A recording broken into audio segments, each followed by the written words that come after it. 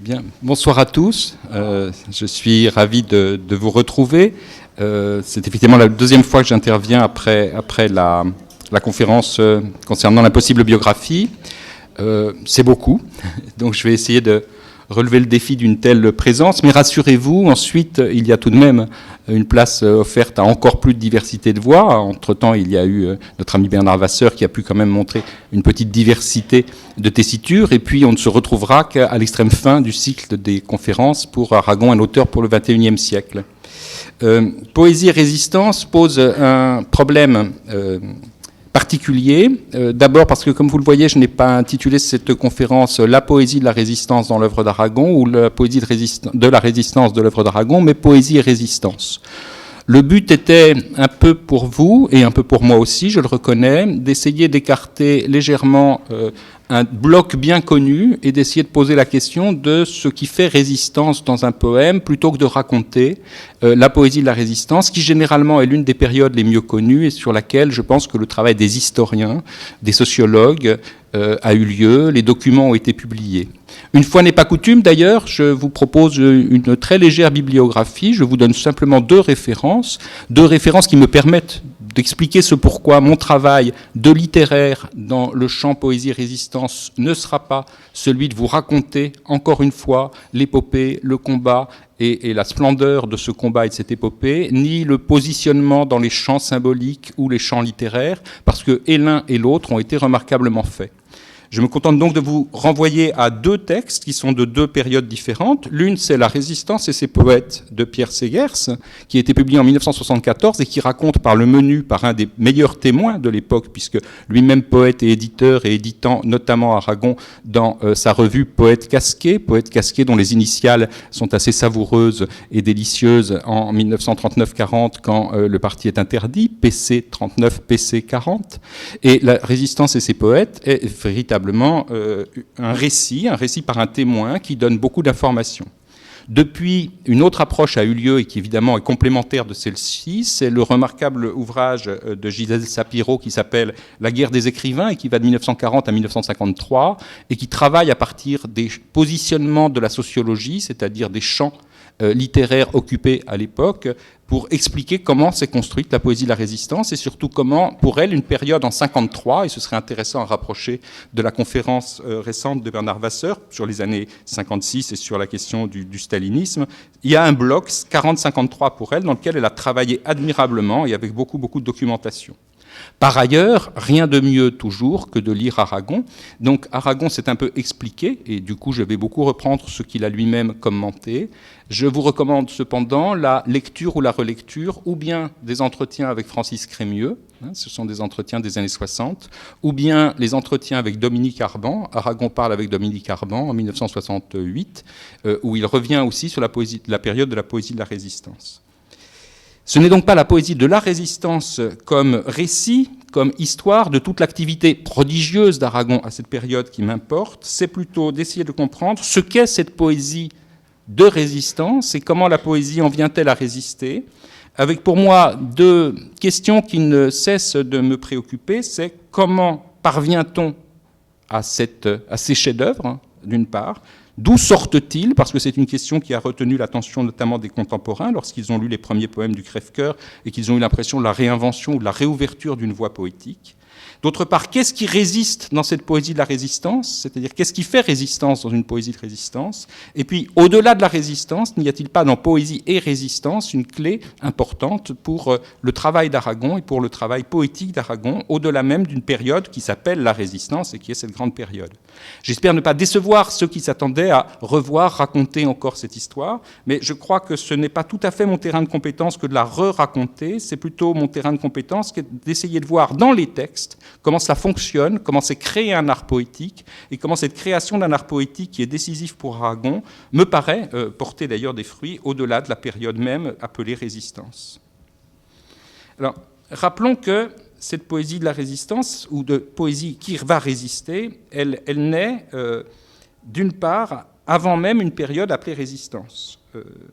Je partirai pour ma part du Crève-Cœur, parce qu'il faut toujours partir du Crève-Cœur, qui paraît en avril 41 dans la collection Métamorphose, le 25 avril 41, mais qui paraît de fait dès décembre 1939, et c'est là que je commencerai, dans la NRF, la Nouvelle Revue Française, chez Gallimard, tenue alors par Paulhan, elle sera ensuite tenue par Drieux-La Rochelle. En effet, dans cette revue, 3 poèmes paraissent dès décembre 1939. Ce sont les 3 premiers que vous trouvez dans le recueil Le Crève-Cœur, c'est-à-dire 20 ans après, J'attends sa lettre au crépuscule et Le temps des mots croisés. Je voudrais prendre le temps de m'attarder simplement sur ces tout premiers poèmes qui ont été vécus comme une déflagration. Aragon a plutôt consacré le deuxième versant des années 30 à l'écriture romanesque. Ce dont il sort, c'est du cycle du monde réel. Il vient coup sur coup de publier et les 2 premiers volumes et le 3e même qui est en voie de constitution et qu'il achève, dont on sait qu'il l'achève réfugié à l'ambassade du Chili compte tenu de la persécution qui commence à s'abattre sur les communistes, notamment en raison du pacte germano-soviétique.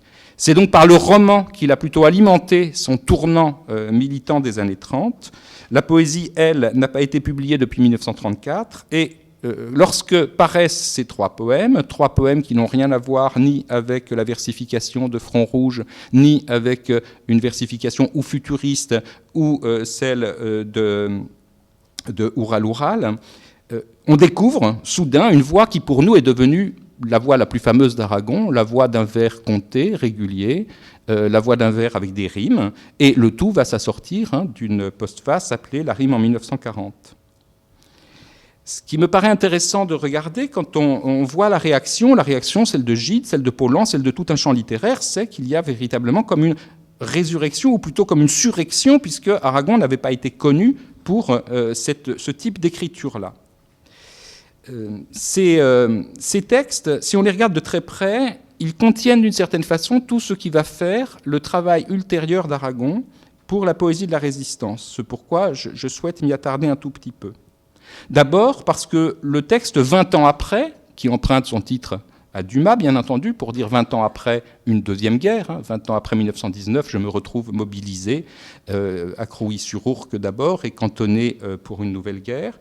Ce texte va connaître une circulation assez singulière. Le manuscrit que j'ai pu consulter porte très précisément 8 octobre 1939, il a donc été écrit vraiment en octobre 1939, publié en décembre 1939 à l'NRF, à Crouy-sur-Ourcq, et quand Jean Paulhan décide de le publier dans la NRF, il décide de supprimer la mention du lieu et de la date pour répondre aux obligations de la censure militaire.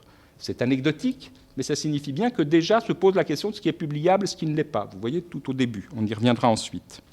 D'autre part, le texte va connaître une circulation particulière. L'éditeur américain du roman Les Voyageurs de l'Impériale, qui sera d'abord publié en octobre 1941 à New York, trouve ce texte si intéressant qu'il l'adjoint à la fin de la postface de la traductrice Anna Josephson, ce qui conduira d'ailleurs, vous vérifierez dans vos éditions, à ce que l'édition Gallimard française de 1942 la place aussi en fin du livre, après la fin du roman, et ce poème se retrouve donc en fin de roman comme une sorte de finale ou d'ajout supplémentaire. Un type de circulation aussi, vous voyez, complexe, qui passe par le détour de l'étranger, qui revient à être publié ailleurs, qui est publié d'abord à l'étranger pour revenir. Ce qui m'intéresse ici, c'est que se dessine autour de ce texte inaugural d'une part, la question de la censure, qui, même si elle est posée de façon dérisoire ici, c'est juste la censure militaire. D'autre part, une certaine forme de circulation considérable. Si on prend le 3e texte, Le temps des mots croisés, c'est celui que Jean Paulhan, dans une correspondance qui a été publiée depuis 1974, nous avons beaucoup progressé dans les documents, et donc la correspondance entre Jean Paulhan et Aragon, publiée par les soins de Bernard Leuillot, est une mine d'informations absolument extraordinaire, et pour la période de retour, d'une certaine façon, de l'amitié de Paulhan et d'Aragon pendant la période de la guerre, et pour la période du conflit, c'est-à-dire comment gérer l'après-guerre entre eux. Paulhan, qui reçoit ses poèmes par l'intermédiaire d'Elsa Triolet, qui les lui donne lorsque Aragon les a envoyés par la poste jusqu'à chez elle, dira que de tous les poèmes déchirants, il parle de ces 3 poèmes qu'il va publier dans la NRF, c'est son préféré, Le temps des mots croisés. Or, ce poème est immédiatement déclamé par Madeleine Renaud en décembre 1939, le mois même où il est publié dans la NRF, à la fois à la Comédie Française et au Théâtre des Mathurins par la voix de Madeleine Renaud. 3e élément que je trouve intéressant, qui sont bien constitutifs de ce que peut être une poésie de résistance, même si nous ne sommes pas encore dans une période qu'on pourrait appeler de résistance du point de vue des historiens, j'y reviendrai. Vous voyez à quel point il y a capacité de circulation de ces poèmes, de l'écrit à l'oral, de l'oral à l'écrit, et très vite une réception qui permet de donner à ces textes poétiques une valeur dans laquelle les gens reconnaissent leur destin, leur destinée historique, leur situation historique même, et donc qu'ils se l'approprient et qu'ils circulent. Une circulation donc complexe qui mêle l'écrit et l'oral, grâce sans doute à la forme poétique, une reconnaissance immédiate de quelque chose comme un timbre dans lequel on entend la voix même du temps qu'on est en train d'habiter, une question de circulation rendue compliquée par la question de la censure, des détours et une réception très importante. Voilà les éléments, et ce sont ces éléments que d'emblée Aragon a réussi à mettre en œuvre dans ses tout premiers poèmes qu'il écrit lorsqu'il est mobilisé et qu'il se noue finalement à une tradition poétique qui lui sera reprochée mais qu'il réinvente. On pourrait dire que ce n'est pas encore de la poésie de la résistance, et souvent d'ailleurs ai-je utilisé pour le crève-cœur, au moins jusqu'à un poème qui est à la moitié du crève-cœur et qui s'appelle le poème interrompu, et qui, il faut le dire, fait mine d'être interrompu par des points de suspension, par l'entrée en offensive de l'armée allemande du 10 mai 1940. Je dis fait mine parce que je vous y renvoie, c'est toujours merveilleux comme chez les grands poètes, l'intrusion de l'histoire qui interrompt le poème, et qui est daté 10 mai 40, et effectivement c'est à cause donc de l'entrée en guerre alors qu'il était dans son cantonnement et qu'il attendait. Donc la première moitié du crève-cœur raconte plutôt la vie d'un soldat et la réflexion d'un soldat sur l'histoire. La deuxième moitié, il y aura un cycle qui racontera vraiment les combats jusqu'à la défaite, et puis il y aura une troisième partie qui relancera peut-être une période encore plus résistante de la poésie, j'y reviendrai. Mais ce qui m'intéresse dans le poème interrompu, ce poème où la marque de l'histoire se fait par l'interruption du texte, c'est que c'est fascinant de voir que l'histoire laisse toujours au grand poète le moyen de finir la rime et la strophe. Et donc, les chars ont attendu quand même que le dizain soit achevé sur la dernière formule. Donc, j'étais un peu suspicieux quand j'ai travaillé à la Pléiade et j'ai regardé dans les manuscrits. Il va de soi que le manuscrit met en scène, bien entendu, qu'il ait été écrit au bord du 10 mai, c'est certain, mais en revanche, il met en scène cette interruption et la ligne de point qui apparaît n'est pas une ligne de point qui a été posée par le poète au moment où il allait monter dans un char pour aller en Belgique ou pour se précipiter. Bon. Donc il y a évidemment une mise en scène de cela, mais la mise en scène n'interdit pas la réalité, c'est-à-dire que l'histoire intervient, vient interrompre le cycle qui est celui du poète résident dans l'attente des combats, et il y aura un petit cycle des combats, puis un cycle de l'après-combat dans le crève-cœur. Il faut cependant, à propos de cette scansion de l'histoire, prendre quelques précautions. Si l'on interroge, je me suis amusé à le faire, un élève moyen français sur la Deuxième Guerre mondiale, il y a quelques dates qui reviennent. Donc c'est un élève qui est suffisamment moyen pour avoir des dates. Il sait donc que tout ça se passe entre 1939 et 1945. Et puis il connaît le 18 juin 1940, l'appel du général de Gaulle. Il peut connaître un débarquement allié en Algérie, mais il n'en connaît pas forcément la date. Et il connaît juin 1944 et le débarquement en Normandie. Voilà les grandes scansions. À quoi nous pourrions opposer quelques dates pour parler de poésie et résistance ? Je vous propose, par exemple, de prendre la date du 26 septembre 1939, donc on est bien avant ce que les gens appellent d'habitude la résistance, mais le 26 septembre 1939, c'est la dissolution du Parti communiste français. Le 8 octobre, c'était l'arrestation des députés communistes qui avaient cependant voté les crédits militaires. Vous savez que tout ça est lié à la situation du pacte germano-soviétique et au refus complet de s'en désolidariser complètement. Le 9 décembre 1939 toujours, c'est pourquoi on peut parler de poésie de résistance dès le crève-cœur. Il n'est pas besoin d'attendre l'invasion pour se dire que la voix même d'un poète communiste à cette époque-là est en résistance alors même qu'il est mobilisé et qu'il souhaite être mobilisé pour défendre la France. Rappelons que le 9 décembre 1939, c'est l'arrestation de Pierre Georges, dirigeant des jeunesses communistes dissoutes et clandestines, et qui a été arrêté et qui a été torturé dans sa cellule. Je pense qu'il faut le mentionner parce que pour ceux qui ne le sauraient pas, Pierre Georges, c'est le nom du colonel Fabien. Donc je pense qu'il était utile de le mentionner ici. Enfin, les mémoires des contemporains nous donnent aussi une autre date charnière, dont je tiens à dire qu'elle est parfois un peu oubliée dans l'écriture de l'histoire, et tous les contemporains, qu'ils fussent des forces progressistes ou non, le disent. Il y a tout de même le 2 février 1943, la capitulation de l'armée allemande devant le siège de Stalingrad. Ce sont d'autres scansions qui ont été celles des contemporains, qui ont été celles aussi de celles qui vivaient, et qui permettent d'avoir une autre historiographie de l'histoire de la Deuxième Guerre mondiale, qui ne fera donc pas commencer pour moi la poésie de la Résistance ou la poésie de résistance d'Aragon seulement seulement aux yeux d'Elsa en 1942, quand il publie via les Cahiers du Rhône, c'est-à-dire en pays étranger, ou bien même lorsqu'il rentre dans la clandestinité, que les poèmes s'écrivent autrement, parce que ce sont des poèmes qui ne sont plus soumis au verrou ou au non-verrou de la censure, ou à la subtilité du travail qu'il doit faire avec la censure. En conclusion, donc, la voix d'un poète qui s'annonce même dès le début de 1939 est une voix de résistance. Et elle est une voie de résistance, au moins aux coups politiques qui sont menés, avant que ce soit des coups militaires qui soient menés. Il y a donc résistance dès 20 ans après, il y a donc résistance dès les premiers pas du Crève-Cœur, et non pas seulement sur une période qui serait déterminée par une historiographie qui me semble idéologiquement orientée. Alors, ces trois poèmes permettent peut-être, du point de vue de la facture poétique, si on s'attarde à eux en les considérant comme déjà une entrée en résistance, de repérer un certain nombre de choses qui sont bien connues, que je rappelle pour mémoire. Le poète dadaïste, futuriste, se noue directement ici avec une tradition, et une tradition de la versification contée, et il a sorti cela d'une postface très importante, et il ne cessera d'avoir un discours de réflexion poétique très important tout au long de sa création de poésie pendant ces années de guerre et d'occupation, qui est la rime en 1940.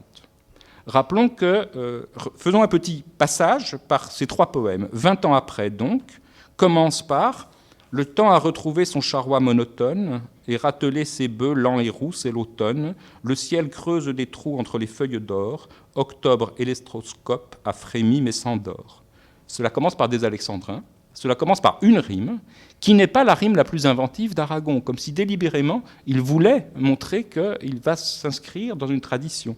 Faire rimer automne et monotone en rime plate, je crois que ça a été beaucoup fait dans toutes les récitations et toutes les poésies que peuvent faire les élèves à la rentrée, lorsqu'ils rentrent à l'école communale. Il prend donc la rime la plus plate qui soit, mais il essaye aussi, on le voit bien, il s'en moquera d'ailleurs en 1959 dans Les Poètes, il essaye aussi de faire rentrer, comme il le dira, un autre langage pour renouveler ses formes traditionnelles. Le ciel creuse des trous entre les feuilles d'or, octobre électroscope, j'ai du mal à le dire moi d'ailleurs, octobre électroscope a frémi mais s'endort. Il dira en 59, cette poésie à la noix des feuilles d'or et de l'octobre électroscope. Il est un peu injuste avec lui-même, mais on voit bien d'une part qu'il y a un recours délibéré à la tradition et qui ne se veut pas forcément inventif, et puis l'application tout de même d'une volonté de programme qui s'effectue à travers l'entrée de mots nouveaux dans le vers ancien. Le deuxième poème retient tout particulièrement mon attention parce qu'il permet, je crois, d'expliquer ce qui s'est joué et de remonter au fait que si je suis remonté à 1939 pour la résistance, il faudra remonter plus avant pour comprendre d'où sort ce nouvel Aragon, à qui on a souvent reproché d'être un frégoli et de faire d'un seul coup une réapparition sous une forme très étrange qui sera condamnée par les surréalistes, comme on sait. Le deuxième, c'est « J'attends sa lettre au crépuscule ». Je crois qu'on pourrait jouer ensemble à voir ici quel est le modèle, ou en tout cas avec quel type de tradition Aragon dialogue. Une tradition vraiment très traditionnelle, semble-t-il, dans les premières strophes de 20 ans après. Dans « J'attends sa lettre au crépuscule », peut-être que déjà, on peut ensemble se dire qu'il y a une poésie du cantonnement. Il s'agit de la circulation des lettres, entre un poète qui est à l'armée et une aimée qui est évidemment lointaine.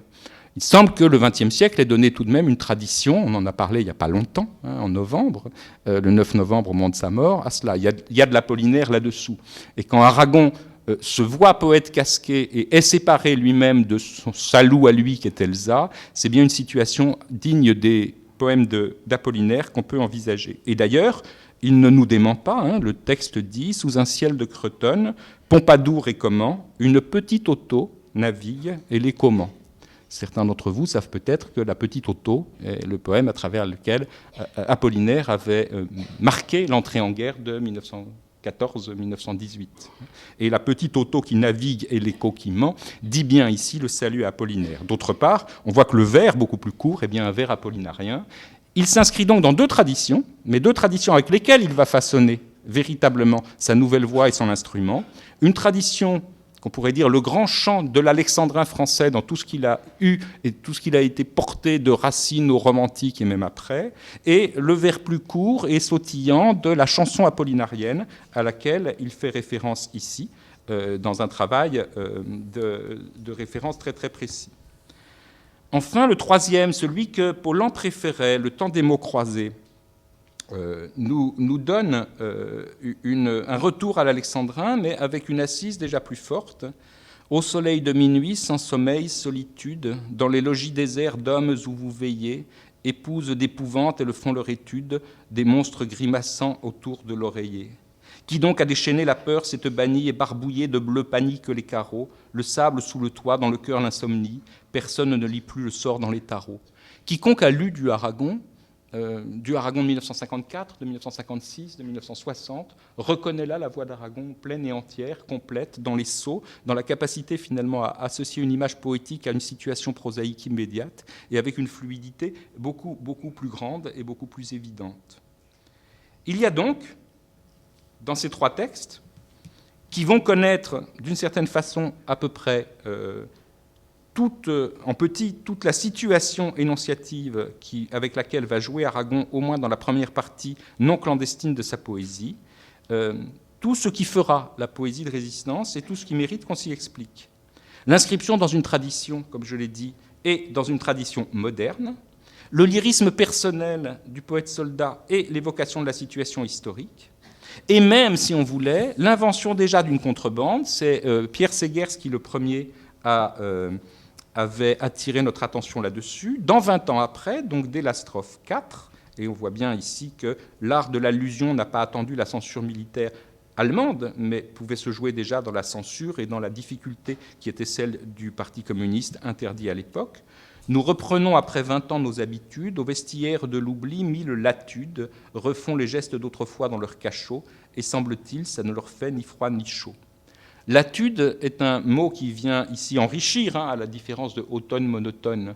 Mille latudes, la rime avec habitude d'un nom propre. Donc là, il y a une rime plus inventive. De fait, si on voulait vraiment jouer les érudits, le nom de latude n'est pas complètement inconnu à la poésie d'Aragon. Il se trouve même des Feux de joie. Il y a un poème de Feux de joie qui mentionne le nom de latude pour le même rime avec étude. Donc dès 1919, 20 ans après, il réutilise la rime. Pierre Segers dit qu'à la lecture de cela, mille latude étant ce personnage bien fameux du règne de Louis XV et de Louis XVI, qui, dans un carriérisme un peu complexe, dirons-nous, a été arrêté et embastillé, libéré au moment de la Révolution, même si lui, c'était surtout un carriériste. C'est la figure même, par ses mémoires, non pas du carriérisme, ça on s'en fiche, mais de l'homme enfermé. Et ces mémoires qui ont beaucoup alimenté l'imaginaire romantique, c'est l'homme embastillé. Mille latudes qui refont les gestes d'autrefois dans leur cachot, c'est une allusion, pour Pierre Segers évidente, à des communistes emprisonnés à l'époque. Donc même en 1939, même en décembre 1939, quelque chose de ce qu'on connaît tous, et qui est l'une des génialités de cette poésie de résistance, c'est-à-dire ce que Aragon et Elsa Triolet ont pu appeler la contrebande, c'est-à-dire la capacité à faire passer sous le volet poétique un certain nombre de messages qui ne peuvent être compris que par un destinataire qui a une connivence avec vous. Et on peut donc passer sous le sceau d'une censure, quelle qu'elle soit, parce que sans doute que la plupart ne verront qu'une rime entre latude et habitude, et d'autres qui ont les mêmes sujets de préoccupation identifieront derrière latude une figure qui peut être une figure de connivence. C'est cette contrebande qui s'élabore même dès le Crève-Cœur. Alors, la question est, pour que ce surgissement d'une voix, qui est la voix d'Aragon, c'est-à-dire cette capacité si fluide à mettre en place, à charrier le réel dans ce qu'il a de plus prosaïque, sans oublier les images, et finalement à pouvoir, par sa virtuosité, tenir plusieurs discours à la fois, feuilleter le discours entre le lyrisme intime et le lyrisme d'histoire, entre le discours apparent et le discours sous-jacent. D'où vient ce miracle? C'est peut-être la question à se poser, c'est-à-dire comment une poésie en vient-elle à sortir tout armée au moment qui convient. La mobilisation par l'histoire, la nécessité de répondre, n'explique cependant pas comment Aragon a pu, ou alors on dit simplement le génie et puis on s'arrête là. Mais même le génie doit travailler, et c'est cela qui me paraît important de mentionner. C'est le deuxième point donc, que je voudrais aborder avec vous, c'est d'où vient cette poétique, comment sort-elle et comment va-t-elle s'élaborer? Alors je prétends qu'elle est sortie tout armée, je ne dis pas qu'elle ne va pas évoluer. Mais on voit la trace de la réflexion d'Aragon par le souci qu'il a mis à assortir cette poésie de tout un discours explicatif. la rime en 1940 avec le crève-cœur, Arma virum quecano en préface, c'est-à-dire les vers de Virgile, Je chante l'homme et les armes, en préface des yeux d'Elsa, et la leçon de Ribérac en postface des yeux d'Elsa. Il écrira toute une série donc de textes, par exemple, qui vont pouvoir éclairer à lui-même son mouvement créateur. Il me semble cependant que pour saisir la date de naissance de ce travail de la voix, qui surgit au moment où Aragon a fini avec le roman, et est un peu coincé par la possibilité de l'écriture romanesque, il y viendra avec Aurélien, mais dans un contexte de guerre, il y a aussi cette difficulté, il a une écriture plus discontinue qui se remet en place. Il faut revenir à des dates plus lointaines, et évoquer du coup, c'est l'intérêt de pouvoir avoir une université permanente et un peu de suivi dans nos conférences, évoquer du coup un point historique très important qui a été mentionné l'autre jour par Guillaume Cachiroubeau, qui était cette question du rapport entre Aragon et le parti. Est-ce que Aragon doit des choses à son parti et non pas seulement dans la vision, nous disait-il, des Aragoniens, une sorte d'agrandissement d'Aragon qui est constamment en lutte contre les sectaires du parti et qui ne fait qu'apporter des choses à un parti auquel il ne devrait rien, si je résume à peu près la position qui était la tienne.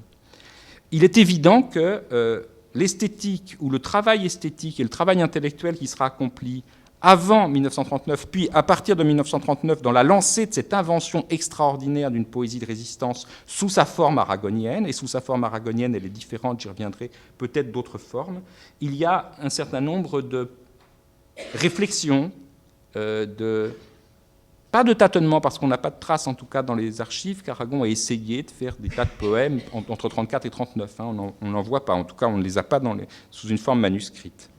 Mais plutôt de réflexion, d'interrogation et surtout de lecture, puisqu'Aragon a toujours dit « je n'écrirais jamais autant si je n'avais autant lu ».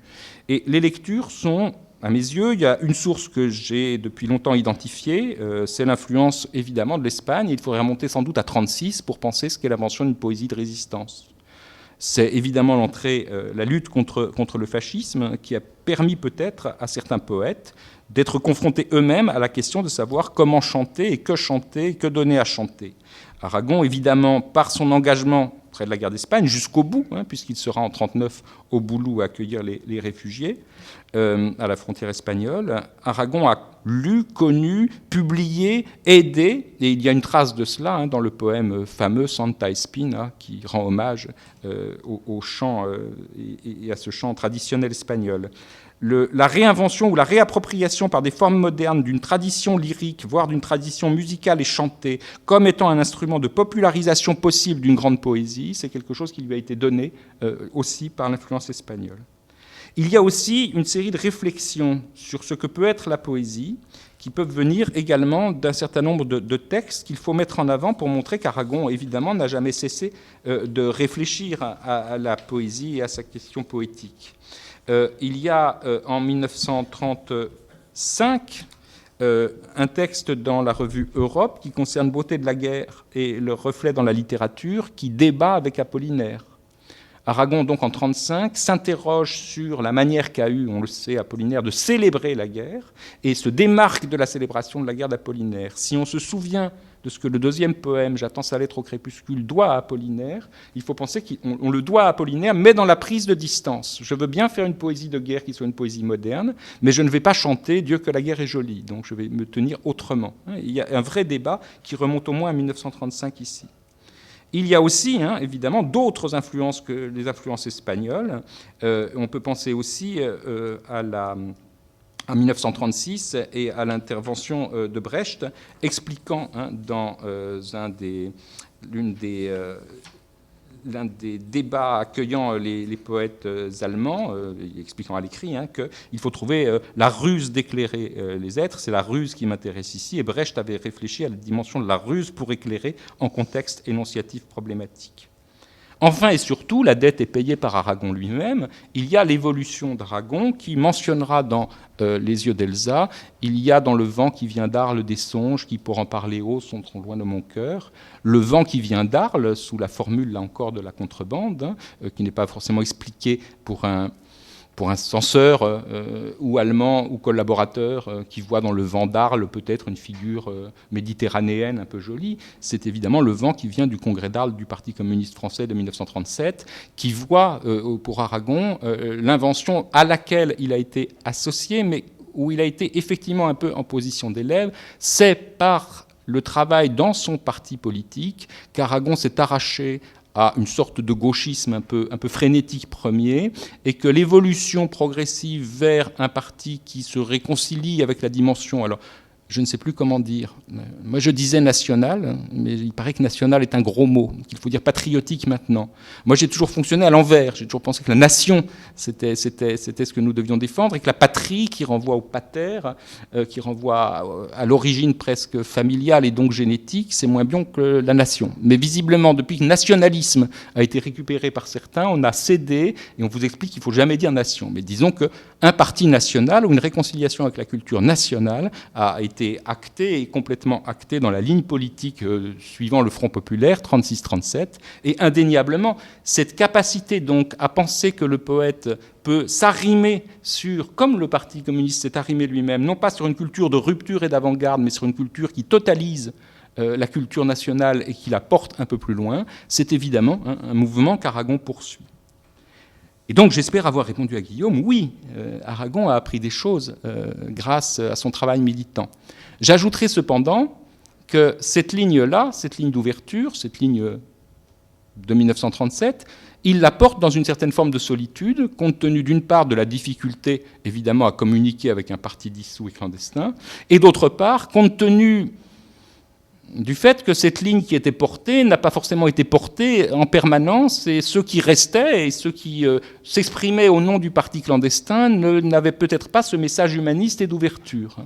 Témoin, et donc c'est là où on voit comment peut-être il doit des choses, mais peut-être apporte-t-il des choses aussi, témoin tout le débat, qui là aussi est un débat souterrain qu'il faut connaître, et qui montre qu'il y a un travail de réflexion autour de cette naissance de la poésie et un vrai travail intellectuel, témoin le débat qu'il y a autour de la pensée libre, c'est-à-dire la première revue clandestine, dirigé par Politzer, Solomon et Decour, et qui dont le premier numéro apparu en février 1941, et qui était une revue de vraie ampleur, soutenue par le parti clandestin, puisque le premier numéro faisait 96 pages, ce qui est considérable pour une revue clandestine.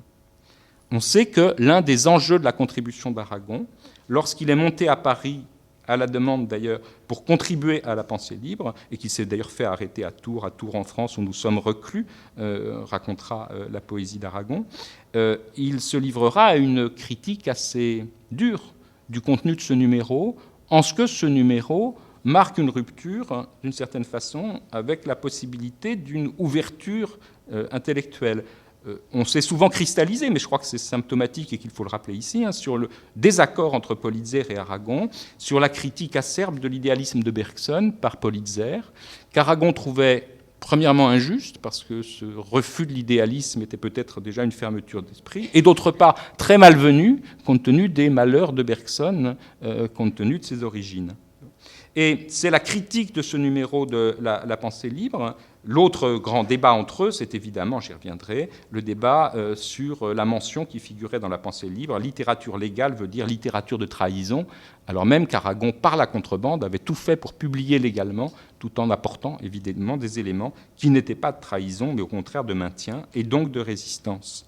On voit ainsi que, oui, il est porté par un élan, mais on peut dire quand même que l'élan du vent d'Arles, il le tient et le maintient avec une ouverture toute particulière qui est son apport et qui sera, d'une certaine façon, toute sa vie, son apport au Parti communiste. C'est-à-dire, dépassons le sectarisme, sur le champ culturel, ouvrons au maximum les choses. Et cela, il ne l'aura pas forcément gagné d'avance lorsqu'il a dû réorienter, dans des débats profonds avec Politzer, la réflexion sur ce que doit être un imaginaire national, ou la possibilité de créer une poésie qui soit à la fois intime et nationale.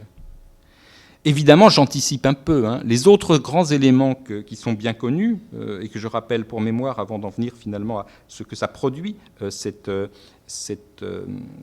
invention d'une poétique ou cette réflexion sur une poétique, ce sont tous les débats et tous les échanges qui vont pouvoir avoir lieu par le hasard des rencontres et en même temps des situations, et qui sont les rencontres de ces écrivains qui se croisent, qui se retrouvent au gré des revues. Deux lieux sont évidemment fondamentaux. Le premier, c'est Villeneuve-les-Avignon, c'est auprès de Pierre Segers. Le débat avec Pierre Segers, lui-même en train de recevoir toute une série de textes d'autres poètes, dont des très jeunes, bon, et tout le débat et l'échange qu'ils vont avoir sur cette question de la poésie et ce qu'on peut en faire. L'autre lieu, un peu auparavant, c'est Carcassonne, autour de la chambre de Joët Bousquet, entre Paulan, Joët Bousquet, Aragon et d'autres qui étaient de passage, au carrefour de tout cela. Il y a évidemment des échanges et des discussions qui sont absolument passionnantes et qu'on ne pourrait pas résumer ici, et dont nous ne savons d'ailleurs pas tout. Enfin, il y a les échanges épistolaires qui vont pouvoir se faire, et notamment Aragon, fidèle d'ailleurs, là encore, à sa tradition d'ouverture, sera en contact, c'est là qu'il publiera Les Yeux d'Elsa en 1942, avec les Cahiers du Rhône, fondés en Suisse par Albert Béguin, spécialiste du romantisme allemand, d'obédience plutôt croyante, lui aussi, et qui sont d'un autre type d'humanisme que le sien. De fait, peut-on dire, cette poésie de résistance, elle va s'élaborer tout de même, certes dans des échanges fructueux avec d'autres poètes, mais du point de vue du message politique, dans une sorte d'absence de contact, rendu impossible par la guerre, jusqu'à ce que le premier geste qu'on ait identifié, si ma mémoire est bonne, soit l'envoi de Dudache en début 1941 à Nice pour proposer à Aragon de contribuer à la pensée libre. Le deuxième est plus évident, ce sera en janvier 1942, lorsque Aragon recevra Joël Norman avec les documents des témoins des martyrs de Chateaubriand et un message de Duclos, fait de cela un monument. Là, on peut dire que le contact est rétabli, et plus que rétabli, puisqu'on demande même au grand poète de faire un monument, ou en tout cas au grand écrivain de faire un monument. Mais pendant la période 39 février 41, c'est dans une certaine solitude idéologique, sinon une solitude intellectuelle, qu'Aragon élabore les principes et les possible, parce que élaborer les principes me dérange un peu dans la formulation que je viens d'utiliser, parce qu'on a l'impression qu'il y a une recette qui se pose et une application qui se fait. Et je crois que c'est d'ailleurs une mauvaise lecture que l'on fait à cause des discours d'escorte qui entourent les recueils d'Aragon dans la poésie de la résistance. La rime en 1940, puis on regarde comment il a appliqué la rime en 1940. C'est évidemment l'inverse qui s'est joué. Ça veut dire qu'il y a d'abord le surgissement de quelque chose, et puis il y a la réflexion d'un artiste sur son propre surgissement qui le théorise. Et généralement, au moment où un artiste théorise une chose, c'est qu'il l'a déjà d'une certaine façon dépassée. Et donc, à chaque fois, les œuvres sont souvent à la fois le déclencheur d'une réflexion théorique, elles en sont le fruit aussi d'une réflexion intellectuelle, mais l'art poétique n'est pas dans l'art poétique qui se dépose en étant contemporain à l'œuvre. L'art poétique qui se dépose, c'est ce que le créateur a compris, assimilé et posé d'un geste créateur qui est déjà au-delà. Ceci, suivre la trajectoire de la poésie de la résistance le montre, quand on voit à quel point, dans cette poésie et résistance, ou dans cette poésie de résistance, Aragon va d'une certaine façon faire en petit, et c'est ça que je trouve très beau, presque la totalité de sa trajectoire.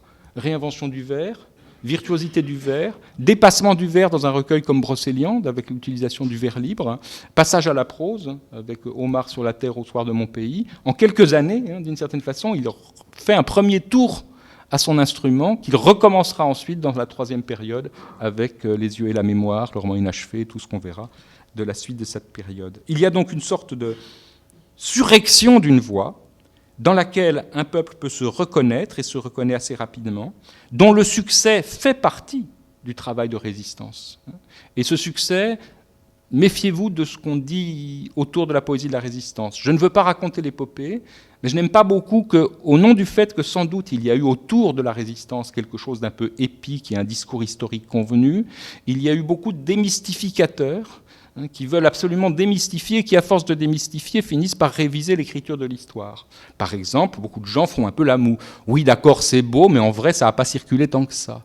Si, nous en avons des preuves. Nous avons des preuves que des gens se sont reconnus. Nous avons des preuves de tirage. Le retirage du crève-cœur a été très, très rapide. La circulation par copiage, la circulation au-delà des seuls livres, la circulation des revues, l'échange sur les revues, la circulation même par colportage oral, la capacité à se reconnaître dans ces textes est une vérité attestée par tous les témoins.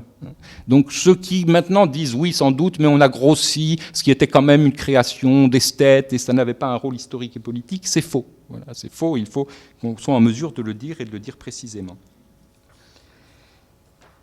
Tous ces éléments prouvent donc que, portés par la réflexion sur la lutte antifasciste, portés par une reconfiguration ou une reconception du rapport à l'héritage au regard du poète d'avant-garde qu'il avait pu être auparavant, portés aussi par l'expérience de la Première Guerre mondiale.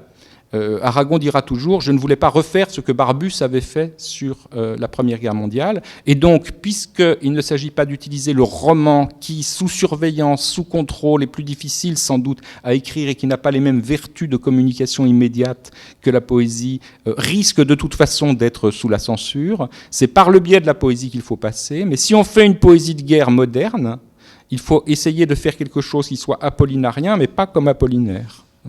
C'est à peu près comme ça que se définit, si vous voulez, l'espace dans lequel s'inscrit Aragon et dans lequel il va pouvoir déployer une poésie de résistance.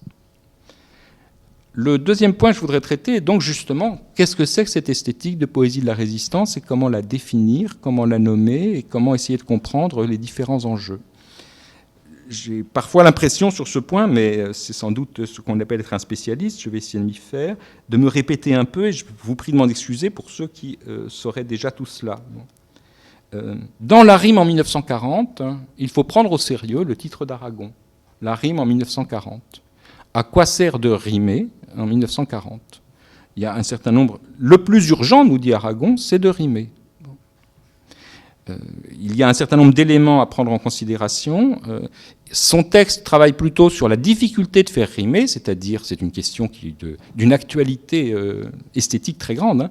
Si l'on veut avoir la rime, comment fait-on encore rimer dans une littérature qui a plus de 8 siècles au moins, depuis le XIIe siècle, un français à peu près stabilisé dans lequel on peut encore se reconnaître, du XIIe siècle au XXe siècle. Tous les poètes sont passés par presque tous les parcours de mots. Comment on fait pour rimer encore sans être dans du déjà aperçu, dans du déjà vu ? Comment est-ce que la rime peut encore apporter quelque chose ? C'est plutôt sur cette stratégie technique qu'il se pose les questions. Il dit simplement qu'il y a une urgence à faire rimer, mais il parle beaucoup de techniques poétiques, délibérément de techniques poétiques. Il en dit un peu moins long sur le sens, mais le sens, on le comprend. Aragon nous dit, en 1940, l'urgence, c'est de rimer. Alors, pourquoi l'urgence est-elle de rimer ? D'abord parce qu'il s'agit d'asseoir une voix et de lui donner la capacité à la fois d'enchantement et de mémoire, qui est celle du poème versifié. De ce point de vue, l'entretien avec Dominique Arban de 1968 dit des choses très très intéressantes. Dominique Arban dit quelque chose que je crois tous ceux qui ont lu du Aragon peuvent partager. Ce qu'il y a de plus extraordinaire dans ces vers, dit Dominique Arban, dont certains sont néanmoins secrètement savants, c'est comme ils restent dans la mémoire de par le champ intérieur.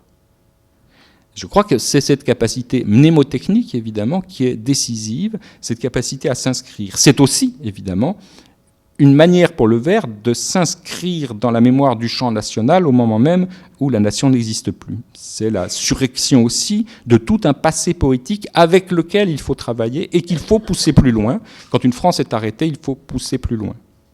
C'est enfin le fait, ça il le dit un tout petit peu, que la rime fait miroir et que la rime garantit donc les retours. La rime ne laisse pas dans une solitude complète. La rime reconstitue du sens. La rime permet de faire des coagulations, permet de retrouver des éléments qui s'unissent au moment même de la plus grande désunion. Il y a donc des enjeux qui ne sont pas des enjeux gratuits de forme, ce sont des enjeux qui permettent à une voix d'aller au-delà. La rime entraîne aussi la voix. Elle permet à un cri qui aurait du mal à se faire d'aller chercher le deuxième. Enfin, il y a un effet d'entraînement. Quiconque d'entre vous a tenté de rimer se rend bien compte qu'on finit par dire des choses qu'on n'avait pas prévu de dire, simplement parce que l'effet sonore, enfin le son devance un peu le sens et permet au sens d'avancer ou de progresser. Alors quand c'est nous, c'est parfois n'importe quoi. Le deuxième vers n'est là vraiment que pour le son. Mais après, on se rend compte qu'on peut peut-être trouver appui à la rime. Et il y a besoin de cet appui, en même temps qu'il y a besoin de cette capacité de recoudre. Quant au vers, il a parfaitement conscience aussi, et ça, nous pouvons maintenant l'éclairer. Vous voyez, j'essaye de tirer profit peut-être des éclairages ultérieurs pour dire quelque chose de nouveau sur une période généralement très bien connue et qui est la plus connue d'Aragon. En 1956, dans le roman Inachevé, au moment même où il y a une crise de vers, pour reprendre l'expression de Mallarmé, nouvelle liée à une situation historique nouvelle, Aragon a cette formule sur laquelle j'ai beaucoup rêvé, beaucoup songé. Ton vers, tu l'as ramassé jadis comme un animal blessé. Lorsqu'il prend le vers, donc quand il dit jadis, c'est bien en 1940, enfin, lorsqu'il va commencer cette poésie de résistance, tu l'as ramassé jadis comme un animal blessé. Il s'agit bien d'aller récupérer ce chant français dans les fossés de l'histoire, d'une certaine manière, et de le remettre sur la route, et de le remettre sur une route de modernité. Il le dit d'ailleurs en disant qu'il ne s'en débarrassera pas ainsi au moment même où il fait mine d'en être un peu là, en 1956, ou en tout cas d'essayer de le dépasser par d'autres inventions. Il y a donc des enjeux formels dans cette poésie de la résistance, mais il y a aussi des enjeux, je crois, qui sont des enjeux évidemment imaginaires. Là aussi, le débat avec Politzer aura été riche. Il y a la remobilisation d'un imagier et d'un imaginaire qui est celui par lequel une nation peut se retrouver. Et là, l'invention d'Aragon est absolument prodigieuse. C'est vraiment l'élément qui va faire que les surréalistes vont détester cette poésie. Ils ne peuvent pas supporter des vers aussi splendides qu'il est un temps pour la souffrance quand Jeanne vint à vos couleurs, à couper en morceaux la France, le jour avait cette pâleur. Bon, Jeanne à vos couleurs, pour les surréalistes, c'est épouvantable.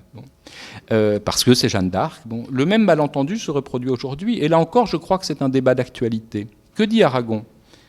Aragon va récupérer toute une série d'imagiers, d'un imagier, va accepter d'une certaine façon de reprendre l'Épinal, les images d'Épinal, parce qu'il ne faut pas laisser les images d'Épinal aux ennemis. Je dis bien aux ennemis, parce que l'exploitation de l'Épinal français, c'est moins, cette fois-ci, la barbarie nazie que le folklore pétainiste. Et là, il y a vraiment une question fondamentale dont la meilleure trace se trouve dans les yeux d'Elsa, et notamment dans le débat sur tout ce qui concerne la chevalerie. Dès le temps des mots croisés, d'une certaine façon, on peut dire qu'il y a le mot croisé dedans, et que le travail d'Aragon sera de croiser les mots, ou de faire des mots des croisés, et des croisés d'une nouvelle croisade. La figure du chevalier va devenir absolument déterminante dans toute la réflexion d'Aragon, surtout autour des yeux d'Elsa et de Brocéliande, sur le patrimoine médiéval, et jusqu'aux mythes médiévaux, j'y viendrai en conclusion. Or, ce débat sur la chevalerie, il renvoie très précisément, on en a des traces, j'en donne un exemple, mais c'est un débat essentiel, au fait que dans la NRF, alors la Nouvelle Revue Française n'est plus en 1941 à Jean Paulhan, elle est à Drieux-La Rochelle. Et Drieux-La Rochelle fait appel à quelqu'un qui a été d'ailleurs le condisciple d'école d'Aragon, qui est Monterland, qui publie un article dans la NRF numéro 323 du 1er janvier 1941 qui s'appelle « Les chevaleries ». Et il y a cette phrase qui dénonce à propos des chevaleries une morale de midinette, peut-être certains d'entre vous savent qu'elle a été reprise directement par Aragon, une morale de midinette qui, depuis lors jusqu'à nos jours, donc à la chevalerie, grand idéal viril de la nation française, a succédé une morale de midinette qui, depuis lors jusqu'à nos jours, en l'émasculant et en l'éloignant du réel, et on a même la phrase la plus pétainiste qui soit, a fait tant de mal à notre France. Monterland a écrit cela en janvier 1941. Que fait Aragon ? Il va récupérer toute la morale courtoise, tout le trobarclus, qu'il va utiliser d'une part parce que cette trouvaille fermée, cet art fermé des troubadours est finalement l'un des moyens de la contrebande, bien entendu, mais il va aussi s'approprier la totalité de cette imagerie de chevalier et de chevalier déférent devant la dame pour prendre le parti de la midinette, comme il le dira, pour retourner, pour ne pas laisser le terrain de l'imaginaire national et de ces images nationales à l'ennemi. Il y a donc une volonté de prendre ces images et d'en faire autre chose que ce que la propagande de l'ennemi fait. Ce qu'il y a d'extraordinaire, c'est à quel point Aragon est capable, moi c'est ce qui m'émerveille toujours, de s'approprier des continents complets.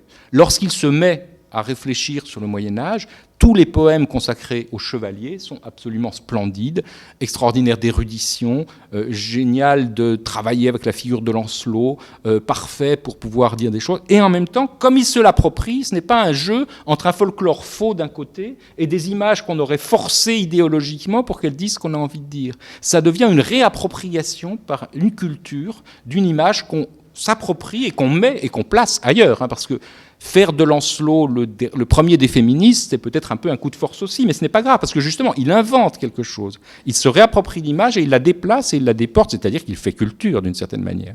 Là où les autres font folklore, Aragon fait culture par une appropriation, une poésie capable de porter ces images. Et ces images, en même temps, ont une efficacité qui redouble celle du vers, celle de la versification, celle de la rime, c'est-à-dire cette inscription immédiate dans notre imaginaire. Il va donc sculpter par un chant un imaginaire capable de s'adapter à la situation historique et de la porter au-delà. De ce point de vue, voilà ce qu'a été la poésie de résistance. On m'a fait un signe pour me dire que, évidemment, je n'avais plus qu'un quart d'heure, et c'était déjà un signe lointain.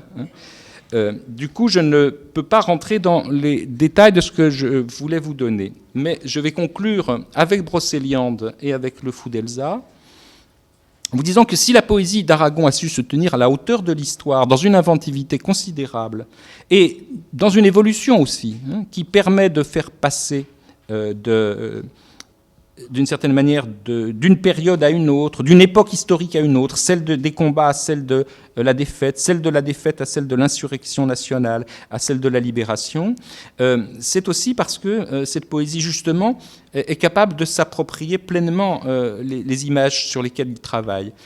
Et dans Brocéliande, par exemple, pour vous dire le degré d'appropriation, Aragon va prendre dans Brocéliande le folklore celtique, ou plutôt la mythologie celtique. Je prends pour exemple le poème 5 de Brocéliande, de l'arbre où ce n'est pas Merlin qui est prisonnier. Le travail qui fait Aragon ici, c'est de s'approprier un mythe celtique. Merlin disparaît, et les êtres qui disparaissent, les créatures divines, se transforment en arbre ou se cachent dans un arbre. Bon. Et il va s'approprier toute cette mythologie celtique, après s'être approprié tout chrétien de Troyes, mais approprié vraiment. Et il en fait un poème moderne, et un poème qui est un poème de résistance. Le temps torrit d'étreint l'arbre étrangement triste, tord ses bras végétaux au-dessus de l'étang, et des chaînes d'oiseaux chargent ce chêne Christ. L'enchanteur n'en est plus l'invisible habitant. Et si ce n'est Merlin qui s'est pris à son piège, qui demeure captif dans le bois palpitant? Et à partir donc de cette image, qui demeure captif dans le bois palpitant, il va répondre, le poème va répondre, mais vous voyez à quel point il a fait vivre, j'ai dit vibre, et je pense que le lapsus c'est beau, il a fait vivre et vibrer, et c'est la même chose en poésie, il a fait vibrer et vivre cet élément de l'imaginaire qu'il se réapproprie, qu'il va se réapproprier sous une forme de quasi-apocalypse, pour arriver à cette idée: ah, combien de Merlin sous ces pierres tombales, et tous les arbres sont des arbres enchantés, tout à l'heure, vous le verrez bien quand le bal s'ouvrira, qu'en brisant le cœur du bel été, l'étoile neigera le long des paraboles, orage des héros, orage souhaité. Cette poésie de résistance, si la poésie résiste, si elle résiste en étant capable de sculpter un imaginaire dans la mélodie, et de sculpter un imaginaire qui soit aussi sur le terrain justement de l'histoire et de la politique, je ne crois pas qu'elle s'arrête pour Aragon à 1945 ou 1946. Je voudrais simplement citer ces textes du Fou d'Elsa. Lorsqu'en 1963, Aragon s'intéresse à la lyrique arabe, récupère une culture elle-même un peu dans les fossés de l'histoire, récupère l'équivalent du vers, du verset, et fait chanter le Mejnoun, c'est-à-dire la figure poétique d'un passé poétique important. Évidemment, il est dans une pleine résistance à la guerre d'Algérie, une résistance culturelle à la guerre d'Algérie. Et c'est le même geste. Et ce que je trouve très beau, c'est que c'est le même. C'est-à-dire qu'il s'approprie, il fait l'effort de s'approprier une culture qui n'est pas la sienne pour porter au-delà, d'une certaine façon, à la fois la dignité et faire porter en même temps à ce qu'il s'approprie un imaginaire qui est le sien. On a souvent dit que 1492, c'est-à-dire la période de la chute de Grenade, autour duquel tourne le Fou d'Elsa, est un peu le miroir de 1942. Mais c'est vrai aussi dans le geste intellectuel et poétique que fait Aragon, c'est-à-dire réinventer une nouvelle poétique, s'approprier une poétique culturelle, ne pas prétendre faire un ersatz de poésie arabe, mais rendre hommage à la poésie arabe en faisant un poète français avancer un peu l'imaginaire dans notre propre pays. Je crois qu'il y a là, ici, une manière pour la poésie de résister. Et vous voyez que cette résistance n'a pas grand-chose à voir avec ce qu'Aragon dénoncera comme un art proclamatoire, un art un petit peu conduit par ses intentions, un art didactiquement militant. Ce qui résiste dans la poésie de la résistance, c'est sa pureté, si j'ose dire. Je conclurai avec ces quelques vers du Fou d'Elsa et peut-être Un retour alors à 1942-43 et à Brocéliande. Dans le Fou d'Elsa, voilà ce que dit Mejnoun. Et on voit bien que Mejnoun sait Aragon et donc sait bien la figure du poète résistant alors même qu'il est blessé. Je me suis promené par la ville et j'ai vu soudain le changement des choses. Comment pouvais-je deviner ce qui se passe dans les gens ? J'ai mal à la fraîcheur perdue, à cette soumission de l'épaule, à ce dessèchement de la joue, à ce teint flétri, ces stigmates précoces, ces marques de la vie avant d'avoir vécu ce renoncement du regard. Le pire encore, c'est pourtant ce qu'on devine au pli prématuré de l'âme. Peut-être est-ce pour cela qu'il est défendu de figurer la femme et l'homme, autrement que d'un signe obscène annonçant la demeure des prostituées. Bon, on voit bien ici qu'il s'est approprié pleinement, même l'interdit, la représentation en contexte arabe. J'ai mal où ça saigne, l'aurore, à ce commencement en autrui de moi-même. J'ai beau cacher ma face dans mes mains, devant vous, malgré moi, mes doigts s'écartent. Je vous vois devenir, et je n'ai pas pouvoir de ne pas voir ce que je vois. Est-ce mon châtiment pour le crime d'avoir rêvé plus loin que mon sépulcre, pour le crime d'avoir toute la vie en moi porté la secrète chimère ? Cette figure du Mejnoun, portant le crime d'avoir porté la secrète chimère, n'est pas un poète triomphant. C'est le poète de 1963, c'est le poète d'une certaine façon défait. Mais même quand il dit sa défaite, il n'y a pas besoin de roulement de tambour, et de ce qu'Aragon appelait le andiamo à l'opéra. Vous savez, quand les troupes sont sur place, écrivent andiamo, et pour pouvoir chanter andiamo, ils restent sur place. Donc allons-y, c'est statique. D'une certaine façon, l'art proclamatoire, l'art qui crie sa victoire et qui confond la poésie de résistance avec une sorte d'hymne de victoire, est un petit peu comme ces troupes qui ne cessent de crier « victoire, victoire, victoire » en étant statiques sur la scène de l'opéra. Même lorsqu'il chante sa défaite, d'une certaine façon, le fait même de pouvoir la chanter est évidemment une résistance, et c'est ainsi que la poésie résiste. C'est ce que disait déjà Brocéliande en 1942 dans un vers qui peut-être, j'aurais pu vous lire il y a 1 heure, ça aurait résumé mon propos, parce que je ne me suis pas arrêté à la fin. « Orage des héros, orage souhaité, grande nuit en plein jour, cymbale des symboles, se déchire la fleur pour que naisse le fruit, le ciel éclatera d'un bruit de carambole, et l'homme sortira de l'écorce à ce bruit. » La résistance poétique, c'est de faire sortir de l'écorce de l'histoire l'homme au bruit du poème. Je vous remercie.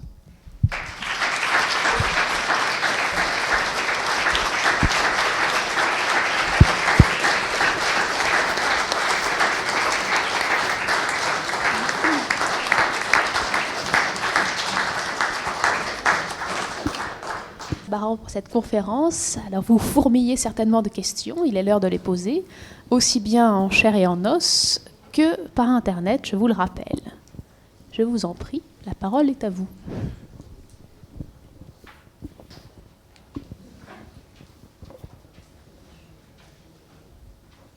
Une question là.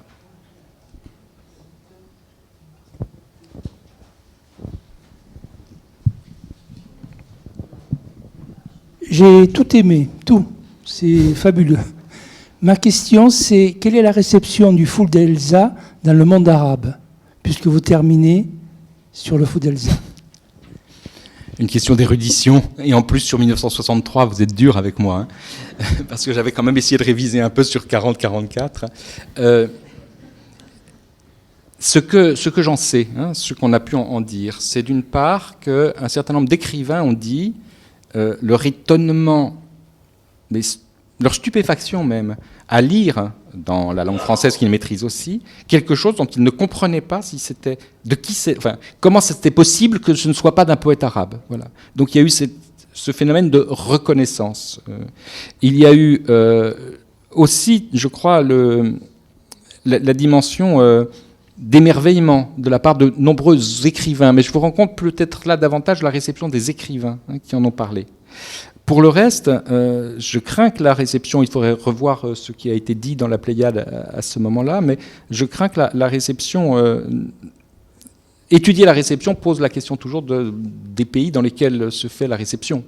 Et du coup, la complexité de la politique arabe fait que le texte ne circule pas comme il circule ailleurs, il n'a pas la même réception non plus. Enfin, bon. Donc, à part cette cette émotion très grande que des créateurs disent ressentir, et cette espèce d'émoi en se disant mais ce n'est pas possible, enfin comment le vers français peut-il accueillir le tel ou tel rythme, et cet effet d'identification très très grande, à part cette dévotion que certains écrivains disent avoir pour ce texte, je ne peux pas vous répondre sur l'effet politique produit par le Fou d'Elsa, mais il faudrait un spécialiste presque du monde arabe, parce que je crois que l'effet politique, de toute façon, depuis mon observatoire, je ne peux pas le voir. Je pense que ça passe par les universités, ce qui se dit à l'université, dans des pays où la parole n'est pas forcément toujours libre. Donc je suis obligé de vous décevoir, à moins que quelqu'un dans l'assistance ait plus de lumière que moi, hein, mais c'est à peu près toutes les lumières que j'ai. Mais... Désolé, mais on y reviendra. Je vous promets que dans un poète pour le XXIe siècle, il faudra que je travaille cette dimension d'Aragon aujourd'hui, donc je vous promets de répondre en juin, c'est ça? Vous me laissez un peu de temps.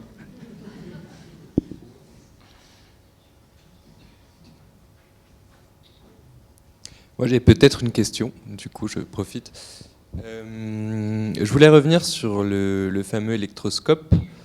Et s'il n'y avait pas là comme une espèce de contrebande parallèle à une sorte d'appel du pied aux surréalistes, à ses anciens amis surréalistes, avec un espèce d'intertexte rimbaldien sur l'électroscope. Qu'il y ait du Rimbaud, c'est possible. En revanche, que les surréalistes soient considérés comme des destinataires de cette poésie me paraît peu probable. En revanche, que dans la mémoire d'Aragon, il y a une mémoire rimbaldienne, parce que tu pensais à quel vers pour l'électroscope chez Rimbaud? Je vais vous décevoir également. Mais Rimbaud est au cœur quand même, hein. Si on regarde le fameux texte, le texte inédit pour expliquer ce que j'étais, dont je crois que j'avais parlé dans la première conférence, qui est ce qu'Aragon écrit en 1942, après la mort de sa mère, comme une première tentative d'explication de lui-même. Il y a toute une réflexion sur Rimbaud et toute une prise de distance tout de même avec Rimbaud. Alors on pourrait dire de façon insolente, si Électroscope renvoie spécifiquement à un texte rimbaldien que je n'ai pas forcément en tête moi non plus, qu'il peut s'amuser à insérer Rimbaud en contexte alexandrin, dans un alexandrin qui n'est pas celui du bateau ivre, hein, qui n'est pas aussi secoué que celui du bateau ivre. Donc qu'Aragon travaille avec la mémoire rimbaldienne, de toute façon Aragon va travailler dans Mithridate avec la mémoire racinienne de façon éblouissante. Bien sûr, hein, s'il y a un intertexte, il peut exister. Ce qui me paraît moins défendable, enfin, sur quoi j'attendrai d'avoir des preuves, c'est que je pense qu'il ne pense pas aux surréalistes, ni à la volonté peut-être d'aller les associer, ni d'aller les racoler, ni d'aller les provoquer. Je pense que les surréalistes ont beaucoup plus pensé, généralement depuis l'étranger, à Aragon, qu'Aragon n'a pensé à eux. À cette période-là, il avait, comment vous dire, d'autres vers à fouetter. Il y a une question là-bas,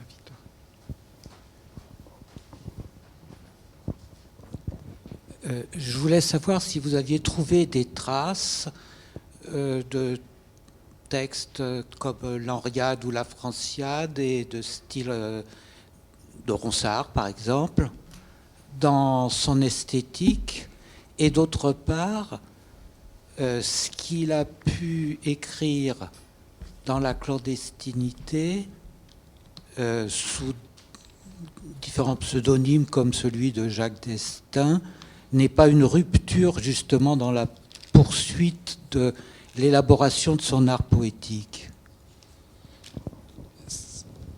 Rupture, oui et non. Disons qu'il y a évidemment, enfin, j'en discutais en venant avec des amis, et vous l'avez bien vu, à part pour Brocéliande, que j'adore, hein, je trouve très très beau, et puis certains poèmes d'en français dans le texte et de la Diane française qui sont très très beaux, il me semble que Aragon tire un profit toujours très grand à la complexité des dispositifs dans lesquels il arrive à sortir sa voix. Et du coup, il était sans doute le plus à même à travailler à cette contrebande, donc à cette possibilité de la littérature légale.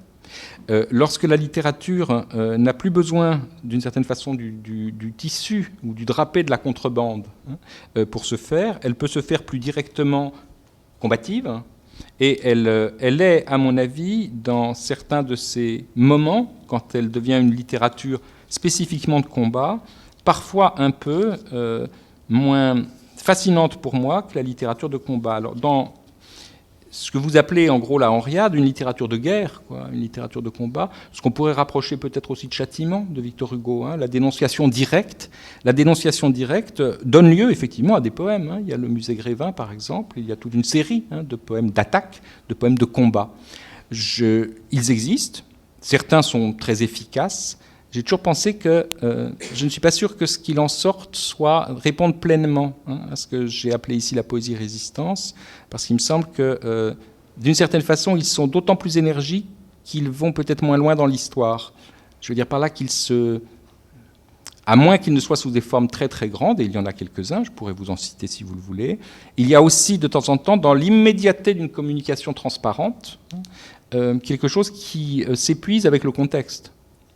C'est-à-dire que je pense que pour moi, Châtiment de Hugo, ce n'est pas les Contemplations. Et on peut lire les Contemplations aujourd'hui, on doit lire Châtiment aujourd'hui avec beaucoup de notes pour savoir exactement à qui il renvoyait, quelle était la personne satirisée. Bon, c'est aussi ce qui fait que dans Les Tragiques d'Agrippa d'Aubigné, tout ce qui est sur le plan de l'homme qui sort de l'écorce, il y a une puissance extraordinaire et absolument intacte aujourd'hui. En revanche, tout ce qui, à mon avis, est trop précisément inscrit dans la circonstance historique ou dans la volonté de dénonciation de tel ou tel, se fane aussi vite que cette personne a disparu de l'histoire. Bon. Alors, il y a, dans le passage dans le fait de n'être plus contraint d'avoir ce drapé supplémentaire que permettait la contrebande, il y a d'une certaine façon une différence d'esthétique poétique. Je ne dirais pas qu'il y a rupture, parce que c'est quand même dans la clandestinité que sont faits des poèmes qui sont fondés sur l'indicible. Elsa au miroir, le fameux Elsa au miroir, c'était au beau milieu de notre tragédie, et pendant un long jour, assise à son miroir, elle peignait ses cheveux d'or, je croyais voir. Bon. On a ici tout l'incendie de la guerre qui passe dans une scène de tableau absolument superbe, d'une femme au miroir. Bon. Donc l'indicible, l'implicite, il y a de l'implicite dans beaucoup de poèmes, qui sont cependant écrits dans une période qui est celle de la clandestinité. Mais il est vrai que faire tomber le verrou de l'implicite, c'est toujours exposer, même chez un très grand comme Aragon, le poème à une combativité tellement immédiate qu'elle devient immédiate. Or, c'est dans la médiation que se construit le geste esthétique. Donc pas de rupture, mais sans doute une inflexion, une libération d'une certaine manière sur le plan sémantique, mais que j'estime être, mais c'est un parti pris esthétique sans doute, que j'estime être parfois un risque esthétique au regard de la poétique précédente.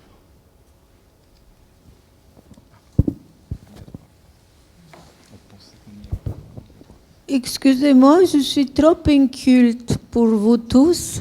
Et je rêve d'un poète au niveau d'Aragon venir parler d'Aragon et d'une culture communiste.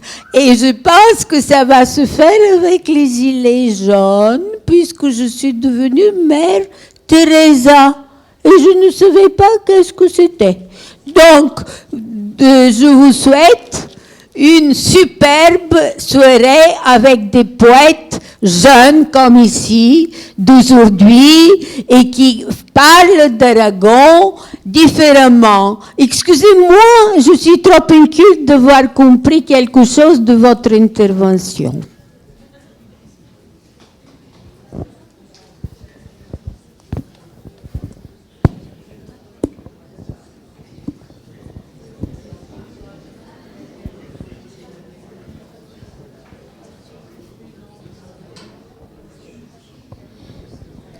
D'autres questions? Enfin, des vraies questions? Une question sur Internet. Excusez-moi.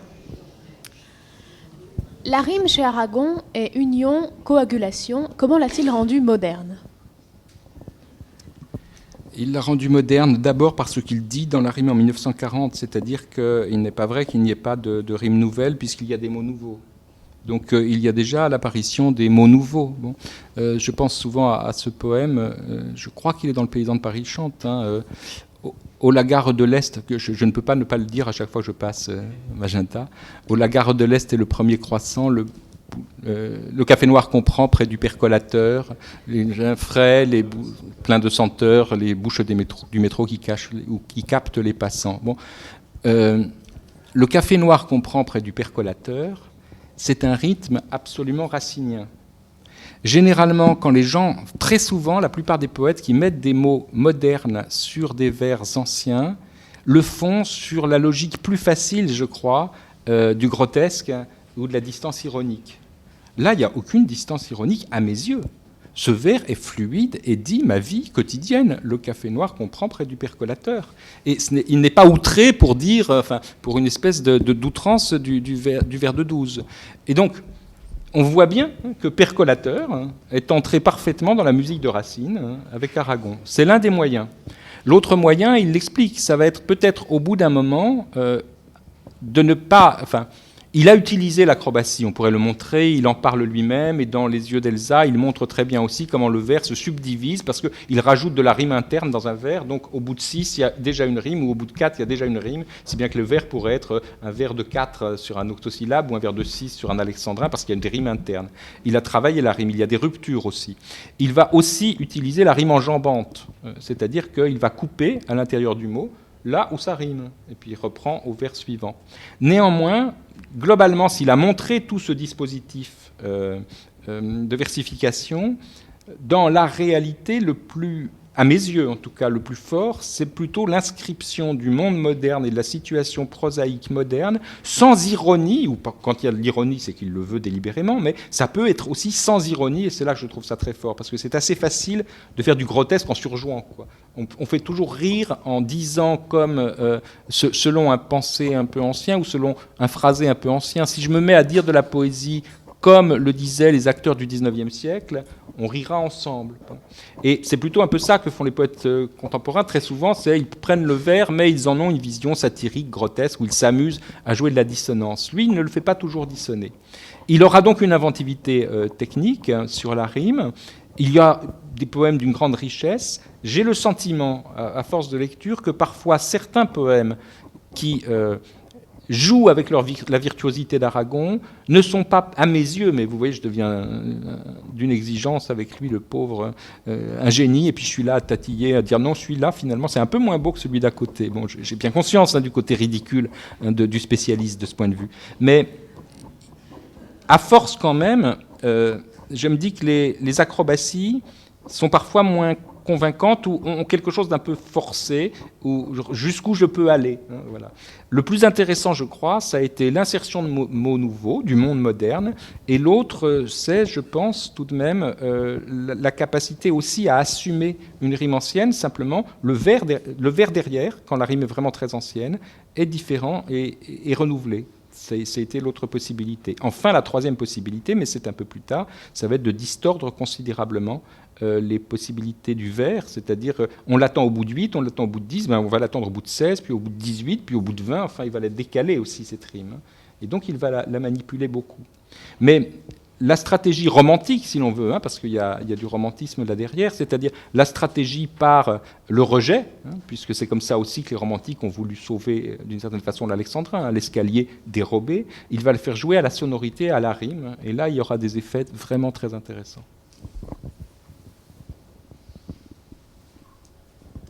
Juste sur cette petite question technique, est-ce qu'Aragon, avec Armave ou Irumquecano, connaissait l'Énéide ou la versification latine, ce qui exclut la rime bien sûr, mais pas la musique et l'alternance des brèves, des longues? Vous avez terminé là-dessus, alors je vous pose la question, est-ce que vous saviez Aragon connaissait la versification Aragon latine? A fait des études. Il a fait des études à une époque où on faisait du latin et où on faisait de la versification latine. Il avait fait un latin de médecine plutôt. Oui, mais on faisait déjà beaucoup de latin au lycée à un niveau beaucoup plus avancé que celui qu'on peut faire aujourd'hui. D'autre part, Aragon, là j'ai parlé juste de la réinvention de la rime en 1940, et je l'ai inscrite dans un contexte français, mais comme on le voit avec le Fou d'Elsa, et comme on le voit de toute façon par son activité de traducteur, la versification anglaise ne lui était pas inconnue, la versification allemande ne lui était pas inconnue, la terza rima de Dante ne lui était pas inconnue, il a traduit de la poésie, il s'est intéressé évidemment à la poésie russe, et un certain nombre de mesures de chez lui sont liées directement à son rapport à Pouchkine. Le roman inachevé ne se comprend pas sans cela. Donc qu'il y ait d'autres types de scansion que la versification par quantité, mais la versification par accent ou la versification par rythme telle qu'elle existe dans les autres prosodies, oui, il pratiquait, il connaissait les autres prosodies. À mon avis, cette marque se voit un peu plus tard. Ça ne veut pas dire qu'il ne la connaissait pas avant, mais elle se voit un tout petit peu plus tard. Néanmoins, le verset, le vers claudélien, le vers biblique, le vers latin sont déjà présents, notamment lorsqu'on voit le travail qui est fait sur la versification dans des poèmes qui sont rassemblés maintenant dans la Diane française et qui sont bien des poèmes de la Résistance. Mais il est évident avec le choix du vers compté et le choix d'un type de prosodie de la part de quelqu'un qui en connaît bien d'autres et qui en pratique bien d'autres. Nous avons une autre question sur Internet, ça fleurit ce soir, à savoir, les acrobaties ne sont-elles pas une manière de s'approprier le Trobarclous ? Le Trobarclous, c'est-à-dire le trouvé clos, c'est-à-dire cette esthétique typique de la poésie médiévale, ou plutôt du lyrisme amoureux médiéval. Clous, c'est clos, fermé, c'est la trouvaille fermée, c'est-à-dire cet art du secret qui a existé dans la lyrique courtoise amoureuse et qui effectivement déployait. Sans doute y a-t-il un jeu là aussi référencé. Je ne le nie pas. Il y a d'autres acrobates quand même que ceux du Moyen-Âge. Je crois que l'acrobatie hugolienne, l'acrobatie romantique, le funambulesque d'un Banville. Il y a beaucoup d'acrobates qui ont précédé Aragon. Et je pense que il n'a pas, à mon avis, besoin de s'approprier le Trobarclous de ce point de vue. Je pense que l'acrobatie lui est presque assez aisée naturellement. Je pense que là où il y a un effort d'appropriation, je crois, c'est dans la réappropriation des formes les plus anciennes et dans l'appropriation géniale, l'invasion, et j'ai envie de dire, pour jouer sur les mots, l'invasion par son imaginaire de tout l'imaginaire national. Et c'est peut-être parce qu'il a envahi tout l'imaginaire, d'ailleurs, qu'il a pu répondre à cette invasion. Il y a eu une très belle invasion aragonienne de l'imaginaire national.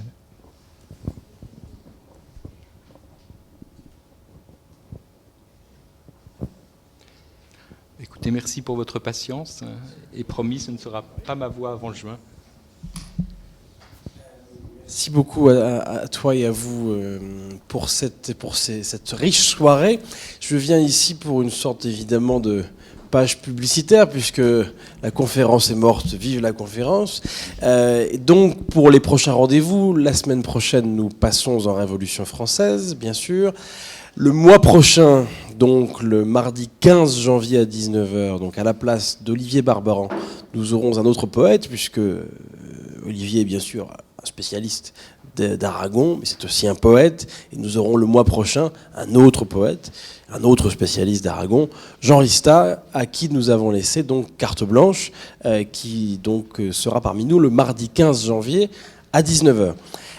J'en profite pour dire aussi, avec la casquette Aragon, que le vendredi de cette même semaine, donc c'est pas la première fois, vous vous souvenez qu'en octobre, nous avions déjà eu 2 événements aragoniens la même semaine, parce que nous avions Olivier Barbaran d'abord, et puis ensuite nous avions eu un temps autour des communistes, le roman, qui évidemment porte lui aussi sur les débuts de la Seconde Guerre mondiale, mais n'est pas écrit pendant la Seconde Guerre mondiale, et la question de la résistance, si on la prend dans un spectre un petit peu large. Donc 15 janvier, Jean Rista, et 18 janvier, donc un philosophe qui, disons, a parfois eu, disons, peut-être des relations, plus ou moins simples avec les gens de cette maison. Donc Alain Badiou donc viendra parler à 19h, donc le philosophe de l'École normale supérieure que vous connaissez bien sûr pour ses grandes méditations sur Platon, mais aussi pour ses évocations régulières et assez approfondies des poètes. Et Alain Badiou, bien qu'il se soit frotté de près à plusieurs poètes, avait un peu contourné, du moins, le vis-à-vis direct avec Aragon. Bon, à un moment quand même, il a aussi écrit l'éloge de l'amour, donc un penseur du politique, un penseur du communisme. Bon, il fallait quand même un moment peut-être qu'il s'affrontât à Aragon. Ce sera donc chose faite le 18 janvier à 19h. Voilà pour les prochains rendez-vous. Et enfin, ici même, hein, tout à fait. Voilà. Et enfin, donc Espace Niemeyer pour ceux qui nous écoutent, mais vous le savez. Dernière chose, c'est que nous avons dans la salle une amie bien connue, qui est une comédienne que vous connaissez sans doute déjà, qui est Sonia Masson, que vous avez pu déjà entendre à l'université d'été pour des lectures tout à fait riches de poètes, et ce beau spectacle que Sonia Masson nous avait offert. Sonia Masson que vous écoutez parfois sur France Culture, peut-être si vous écoutez France Culture. Et bien donc Sonia Masson présente à nouveau ce spectacle à Paris. Alors ce ne sera pas retransmis en direct pour nos amis, je suis désolé, mais si vous venez à Paris, vous aurez l'occasion de l'entendre. Donc je lui laisse la parole pour qu'elle vous présente rapidement ce spectacle. Merci Guillaume et merci Olivier. C'est un montage de texte poétique que j'ai appelé Lettres d'amour en temps de guerre. Il n'y a pas d'Aragon dedans. Il faut faire des choix. Grâce à Guillaume, j'avais pu le dire à l'université d'été du Parti communiste l'été dernier. Je serai accompagnée par un violoncelliste qui improvise, qui s'appelle Didier Petit. Et c'est un choix de texte. Ça avait été commandé pour le centenaire de 1914. Donc j'ai commencé par Apollinaire. Et puis j'ai traversé une partie du siècle avec Brecht, Nazim Hikmet, Robert Desnos et Neruda. Nous allons jouer à partir du 25 janvier jusqu'au 3 mars 7 dates, donc c'est principalement des vendredis et des dimanches, dans une salle du 20e qui s'appelle Au Regard du Cygne, qui est une très belle salle de spectacle. Toutes les informations sont ici. Ça me ferait énormément plaisir de vous y voir. Merci.